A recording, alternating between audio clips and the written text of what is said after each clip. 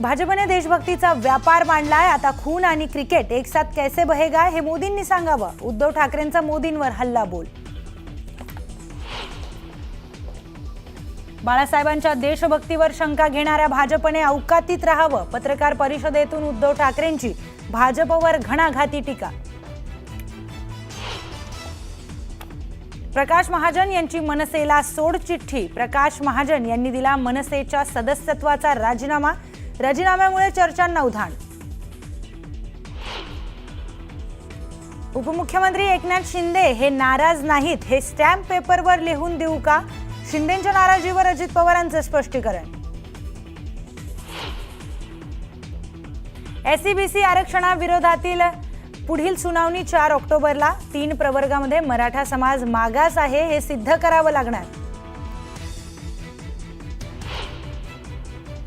नागपुरात मराठा समाजाच्या जीआर विरोधात वडेट्टीवारांच्या उपस्थितीत ओबीसी संघटना आणि वकील महासंघाची बैठकीमध्ये जीआर विरोधात याचिका तसेच ओबीसी महामोर्चाची ठरणार रणनीती।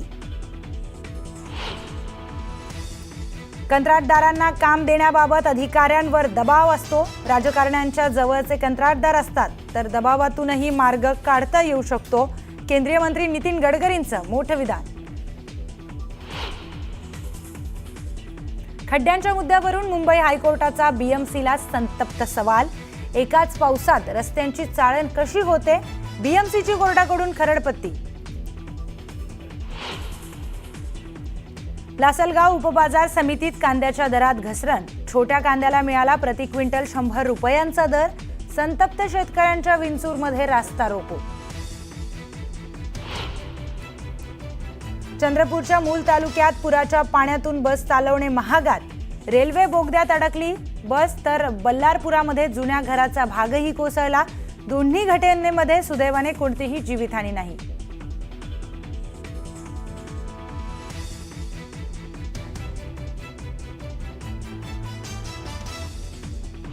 स्वरूपातल्या बातम्या। भारत-पाक क्रिकेट सामन्याला ठाकरेंच्या सेनेने विरोध केलाय। पहलगाममध्ये हल्ला झाला, त्याचं रक्त अजून सुकलेलं नाही। ऑपरेशन सिंदूर अजून थांबलेलं नाही, मग क्रिकेट का खेळता असा सवाल उद्धव ठाकरेंनी केला। देशभक्तीची थट्टा सुरू असून देशभक्तीचा व्यापार केला जातोय असा आरोप उद्धव ठाकरेंनी केला। तुम्ही म्हणाल तेव्हा पाकिस्तान मुर्दाबाद म्हणायचं का? राजनाथ सिंग आता ऑपरेशन सिंदूर थांबवल्याची घोषणा करणार का? असा सवाल उद्धव ठाकरेंनी केला। मोदी खून और पानी एक साथ नहीं बहेगा असं म्हणत होते, मग आता खून और क्रिकेट एक साथ कैसे बहेगा ते मोदींनी सांगावं असं उद्धव ठाकरे म्हणाले। उद्याच्या मॅचमधून बक्कळ पैसा कमवणार आहेत। देशामध्ये पैसे महत्त्वाचे आहेत का असा प्रश्नही ठाकरेंनी विचारला।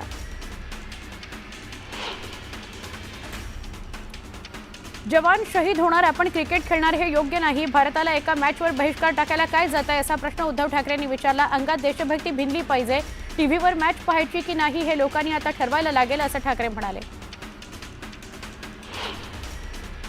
मराठा आंदोलकांवरील गुन्हे मागे घेण्यास विरोध नाही, मात्र ज्या शेतकऱ्यांनी आणि कष्टकऱ्यांनी अन्याय झाला म्हणून आंदोलन केलं, रास्ता रोको केलं, मोर्चा काढला, त्यांच्यावरील गुन्हे मागे घ्या। सगळ्यांसाठीच हा नियम लागू करा अशी मागणी छगन भुजबळांनी केली। कुणाला नेपाळला सोडायचं आणि कुणाला नाही हे जरांगे कसं काय ठरवणार अशा प्रकारची वक्तव्य जरांगेंनी टाळायला हवीत असा सल्ला विजय वडेट्टीवार यांनी जरांगेंना दिला। भुजबळ आणि जरांगेंनी वैयक्तिक टीका टाळावी असं वडेट्टीवार म्हणाले। ओबीसीतून आरक्षण मिळावं हा जरांगे पाटलांचा हट्ट बालिशपणाचा आहे। त्यामुळे जे आर्थिक, सामाजिक आणि शैक्षणिकदृष्ट्या मागासलेपण आहे त्या मराठ्यांना आरक्षण मिळायला हवं, मात्र ओबीसींच्या कोट्यातून सरसकट मराठ्यांना आरक्षण मिळू नये अशी भूमिका ओबीसी नेते माजी महापौर राजीव पाटील यांनी मांडली। नांदेडमध्ये मनोहर धोंडे यांनी मराठा आरक्षणाविरोधात याचिका दाखल केली आहे। त्यामुळे नांदेडमध्ये मराठा विरुद्ध ओबीसी असा संघर्ष निर्माण झाला आहे। त्यामुळे धोंडे यांच्या संस्थेच्या आश्रमशाळेतून आपल्या मुलांना टीसी काढण्याकरता तब्बल 21 मराठा पालकांनी अर्ज केलेला आहे। पंतप्रधान नरेंद्र मोदींच्या आईच्या अपमानाच्या निषेधार्थ भाजपनं आंदोलन पुकारलं। काँग्रेस विरोधात भाजपनं जोरदार घोषणाबाजी केली। एआय टेक्नॉलॉजीमधून बनवलेल्या मोदींच्या आईच्या व्हिडिओवरून भाजपनं संताप व्यक्त केला। पंतप्रधान मोदींच्या आईबद्दल काँग्रेस पदाधिकाऱ्यांनी अपशब्द वापरला। उल्हासनगर शहरातील भाजप पदाधिकारी त्यामुळे आक्रमक झाले। यावेळी त्यांनी उल्हासनगरमध्ये राहुल गांधींविरोधात निदर्शनं केली। कुणाला काम द्यावं याकरता अधिकाऱ्यांवर राजकीय दबाव असतो, मात्र त्यातूनही मार्ग काढता येऊ शकतो. बांधकाम क्षेत्रामध्ये गुणवत्तापूर्ण दृष्टिकोन बाळगून कमी बांधकाम खर्चात अत्याधुनिक सेवा देत तडजोड न करता चांगलं बांधकाम करायला हवं, असं नितीन गडकरी म्हणाले. करमाळ्यामध्ये केम इथल्या जुन्या पोस्टजवळ घरावरून लावलेली मोटरसायकल चोरीला नेल्याची घटना घडली आहे. या प्रकरणी पोलिसांनी अज्ञाताविरोधात गुन्हा दाखल केला. याचं सीसीटीव्ही फुटेज समोर आलंय. भुसावळ इथल्या दीपनगर इथं भरधाव दुचाकी स्वारानं पादचारी तरुणाला धडक दिली. या अपघातात पादचारी तरुण जागीच ठार झाला. या प्रकरणी दुचाकी स्वारावर गुन्हा दाखल करून त्याला अटक करण्याची मागणी करण्यात आली. बीडच्या परळीतून एक धक्कादायक प्रकार समोर आलाय. परळी तालुक्यातील डाबी इथं पतीनं पत्नीवर धारधार चाकूनं वार करत तिची हत्या केली. पतीनं घटनास्थळावरून पळ काढला, तर 3 वर्षांपूर्वीही या आरोपीनं महिलेला जबर मारहाण केली होती. या प्रकरणी पोलिसांकडून तपास सुरू आहे. राज्य उत्पादन शुल्क मुंबई उपनगर विभागानं गुप्त माहितीनुसार कारवाई केली. टेम्पो अडवून 12,51,00,000चा भेसळयुक्त मद्यसाठा जप्त करण्यात आला. या कारवाईत पोलिसांनी 4 आरोपींना अटक केली. 5 दिवसांची एक्साईज कस्टडी दिली. वसईच्या फादरवाडी रेंज नाका इथं पोलिसांनी कारवाई करत तब्बल 2 किलो 11 ग्रॅमचं ड्रग्ज जप्त केलं. कारसह मोबाईल असा एकूण 8 कोटी 10 लाखांचा मुद्देमाल जप्त करण्यात आला. या प्रकरणी पोलिसांनी 3 आरोपींना अटक केलेली आहे. चंद्रपूर जिल्ह्याच्या बल्लारपूर या तालुक्यातील गांधी चौकाजवळ जुन्या घराचा रस्त्याकडील भाग कोसळला. गोंधळ निर्माण झाला. घटनेत 2 मुली थोडक्यात बचावल्या. हा सगळा प्रकार सीसीटीव्हीत कैद झाला. नागपूरमध्ये सुरू असलेल्या विकास कामांमध्ये धक्कादायक घटना समोर आली. कमाल टॉकीज चौक ते दिघोरी चौक उड्डाणपुलाच्या बांधकामादरम्यान अशोक चौक इथल्या गोल राऊंड पुलाचा काही भाग थेट एका व्यक्तीच्या घराच्या बाल्कनीत शिरला. याला नेमकं जबाबदार कोण, असा प्रश्न उपस्थित होतोय. पुण्यापाठोपाठ कोल्हापुरातही टोळी युद्ध भडकण्याची भीती वर्तवली जाते. कोल्हापूरच्या फुलेवाडीत एका तरुणाची निर्घृण हत्या करण्यात आली. 7 ते 8 जणांच्या टोळक्यानं महेंद्र राख या हद्दपारीची शिक्षा संपून आलेल्या आरोपीची कोल्हापुरात येताच हत्या केली. छत्रपती संभाजीनगरमध्ये मोंढा नाका परिसरातील उड्डाणपुलाजवळ 2 महिलांमध्ये चांगलेच फ्रीस्टाईल हाणामारी झाली. दोन्ही महिलांनी प्रचंड प्रमाणात मद्यप्राशन केलं होतं. या प्रकरणी पोलीस ठाण्यात गुन्हा दाखल करण्यात आलेला आहे. बुलडाणा जिल्ह्यातील जळगाव जामोद नगरपालिका बांधकाम अभियंत्याला ठाकरे गटाचे जिल्हा प्रमुख गजानन वाघ यांचे बंधू माणिक वाघ यांच्याकडून मारहाण करण्यात आली. मारहाण करणाऱ्या माणिक वाघ यांच्या विरोधात महापालिका अभियंता रवी पारसकर यांनी जळगाव जामोद पोलिसात तक्रार दाखल केली आहे. जळगावच्या गौताळा अभयारण्यातील मृतदेहाचं गूढ अखेर उलगडलंय. जिवलग मित्रानंच मित्राची हत्या केली. गुन्हेगारी आणि व्यसनामुळे बदनामी होऊ नये म्हणून कुऱ्हाडीनं वार करत मित्राचं शिर धडापासून वेगळं करण्यात आलं.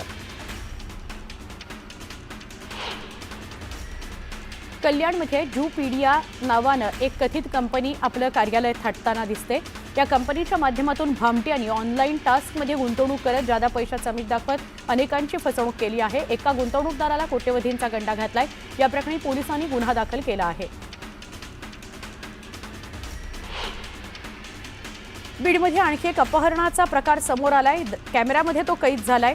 बीडच्या बांगरनाला गोरेवस्ते इथल्या नागनाथ ननवरे या नामक व्यक्तीला 10 ते 12 लोकांनी लाठ्याकाठ्याने अमानुष मारहाण केली. त्याचं अपहरण केलं. या घटनेनं बीड जिल्ह्यात खळबळ उडालेली आहे. घाटकोपर इथल्या LBS रोडवर मोठा अपघात झाला. कार बॅरिगेड तोडून फुटपाथ ओलांडून एका दुकानावर आदळली. यात 3 जण गंभीर जखमी झाले. स्थानिकांच्या आरोपांनुसार कारमधील 2 मुली आणि एका तरुणानं मद्यप्राशन केलेलं होतं.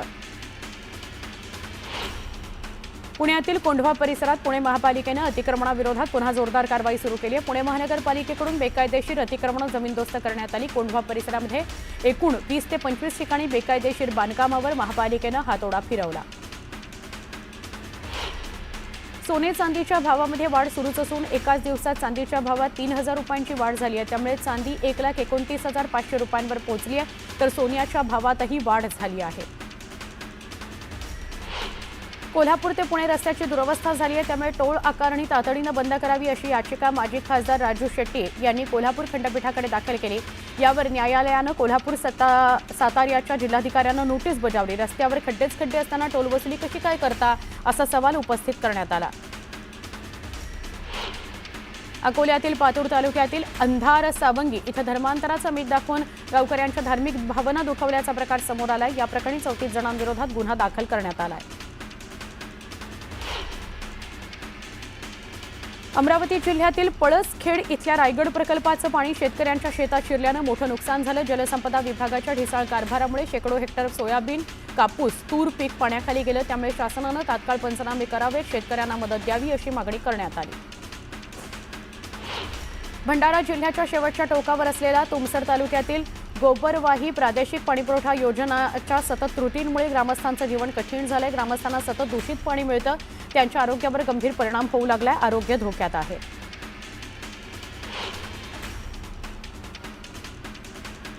आंबेगाव तालुक्यातील मनसर इथं दर्ग्याखाली सापडलेलं भुयार आणि दर्ग्याच्या बांधकामासंदर्भात उद्भवलेला वाद अजूनही शांत झालेला नाही। त्यामुळे दर्गा परिसरात पोलिसांनी जमावबंदी लागू केलेली आहे।